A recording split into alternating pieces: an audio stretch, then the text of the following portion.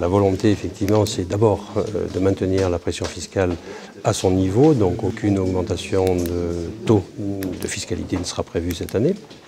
C'est l'objectif que le président s'était fixé et que le conseil communautaire a validé.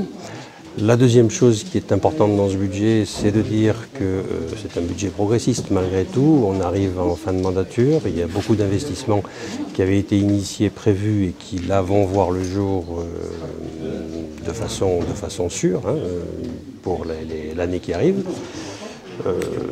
Les charges sont contenues, les recettes sont en amélioration régulière. Il est évident que l'État exerce une pression un petit peu moins forte sur l'ensemble des collectivités cette année et que partant de là, on va effectivement pouvoir disposer de moyens améliorés pour pouvoir vraiment rendre l'objectif de notre collectivité efficace, c'est-à-dire travailler sur le social, travailler sur la culture et travailler sur le soutien à nos communes dans le Briançonnais.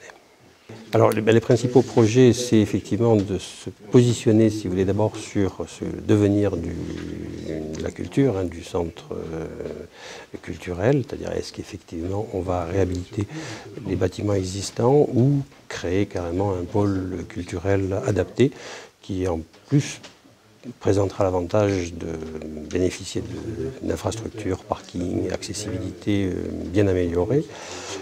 Les principaux investissements, c'est effectivement le dernier centre de secours du territoire qui va être réalisé sur le territoire de la Haute-Romanche ou du Pays de la Meije, suivant comment on aime bien l'appeler, sur la Grave et Villard d'Arène.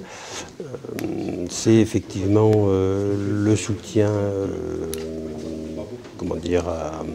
au maintien du patrimoine, c'est-à-dire que notre objectif aujourd'hui, c'est de faire en sorte d'investir régulièrement sur le patrimoine de la collectivité pour lui permettre effectivement de vieillir dans de bonnes conditions et puis d'être toujours au top des contraintes d'accessibilité qu'on doit aujourd'hui prendre en compte.